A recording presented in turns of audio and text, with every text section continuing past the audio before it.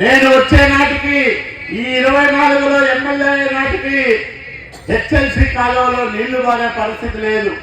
ఎక్కడికక్కడ ముళ్ళ కప్పలు, తర్వాత మట్టి అంతా కూడా నిండుకొని యూటీలు అయితే పైకి లేసే పరిస్థితి.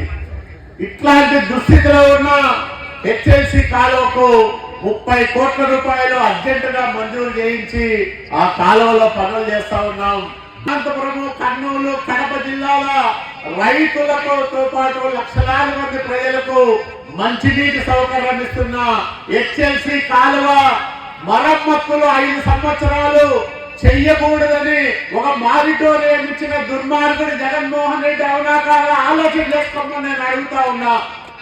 అంటే ఈ పనులే చేయకూడదని ఒక ఉత్తర్వులు ఇచ్చాడు. ఎవరైనా అభివృద్ధి చేయాలని చెప్తాడు, కానీ అభివృద్ధి చేయకూడదు, ఆ కాలువ పైన ₹1 ఖర్చు పెట్టకూడదని ఒక ఉత్తర్వులు ఇచ్చిన అనంతపురం జిల్లా ద్రోహి ఎవరన్నా ఉన్నారంటే వైఎస్ జగన్మోహన్ రెడ్డిని నేను ప్రకటిస్తా ఉన్నా బహిరంగంగా.